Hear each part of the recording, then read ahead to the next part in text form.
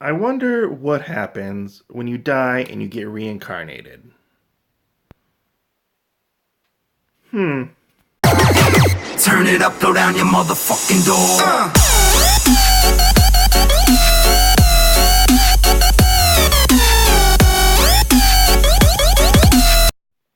Hey guys, what is up? Otaku Mike here, doing another manga first impressions video for you today. If you're new to the channel, please consider subscribing. It always helps. Like, dislike, comment down below, ring that notification button. Let's get into this. So, what are we looking at today? Well, we are looking at the manga adaptation of Reincarnated as a Sword. There's also a light novel adaptation of this. When I first heard about this particular manga, I got really excited. One, because I really enjoy the medieval swords and sorcery fantasy settings, especially when it comes to manga. I do enjoy isekai settings as well. They can be hit or miss sometimes. But this one really interested me because of the fact that one of our main characters is reincarnated as a sword. So our story starts out with a young cat girl who is a slave. She is on like a an errand with, I believe the slave traders are going to go sell her, or she's still uh, or she's basically on an errand with the slave traders. Um, there's the slave convoy gets attacked by a two-headed like bear. Our young cat girl is trying desperately to get away, and this vicious attack happens between the bear and the people involved in like the caravan. She she is very weak. She wants to get out of this situation. She wants is like a weapon of some kind. Then she runs into a sword, and the sword talks to her, and she's like, "What?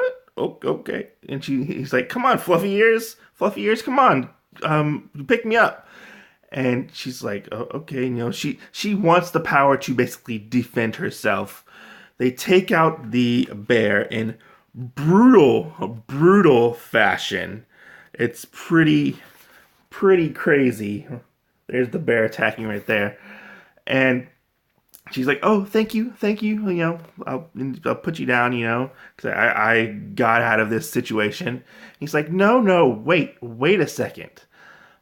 Let's make a pact to basically work together to protect one another." So that they seal a pact with the sword and our cat girl. And she's like, "A talking magical sword? That's kind of weird. And he's like, "Let me explain my backstory. I was not always a sword." And so we go into the sword's backstory of how he got hit by a car, gets reincarnated. Turns out he can gain power by killing enemies, and which is really funny watching a sword just float around and kill things, which is hysterical. We get a pretty good backstory, which is pretty entertaining.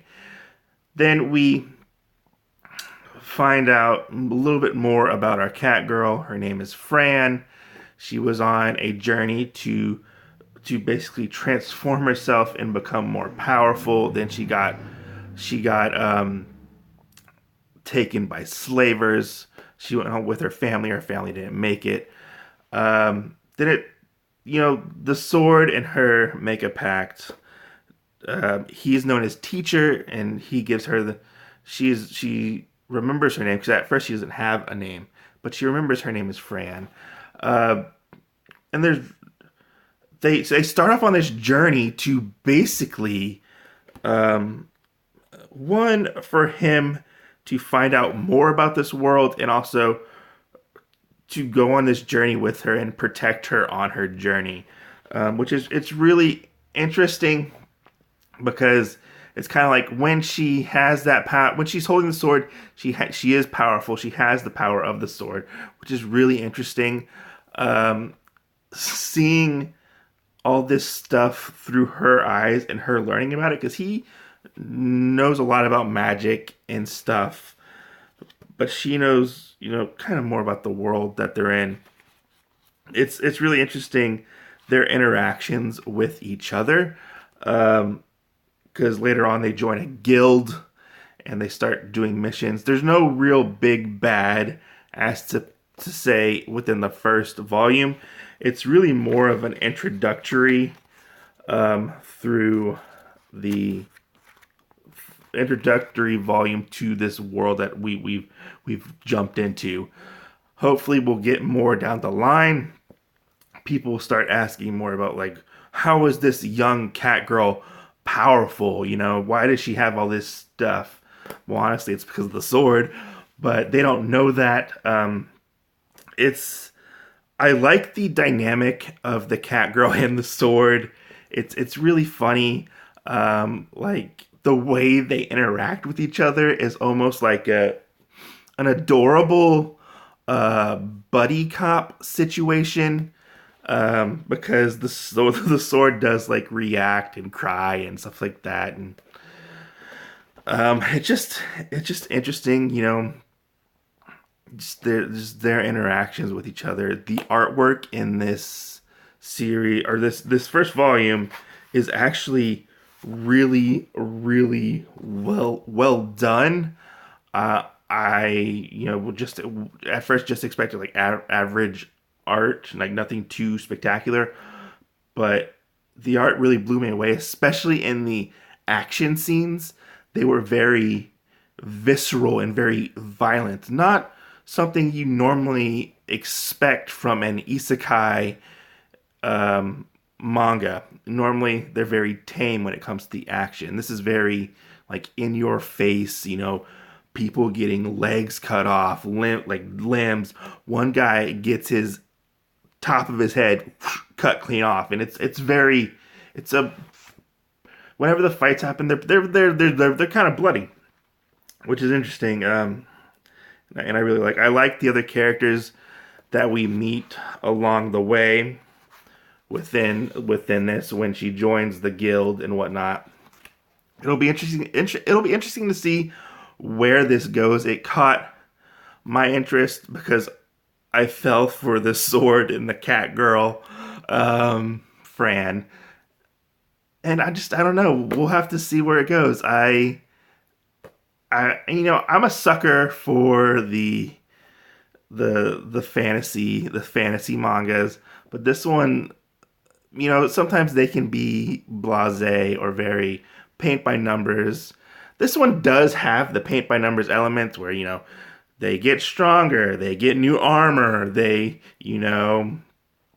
info dumps, which that is a negative. Is there are times where there are info dumps where the info dumps go a little long at some points, which, it's something you just have to roll with. That's kind of a big thing in light novel adaptations, but I thoroughly enjoyed this. This was a lot of fun. Don't let the cover deceive you. It's a fun manga. I can't wait to check out more of Reincarnated as a sword, and I want to know more as to why he got reincarnated and why people want him and why he's so strong and stuff like that. It'll be interesting. Thanks for watching, guys. I'm Otaku Mike. I'll catch you guys later. Peace out.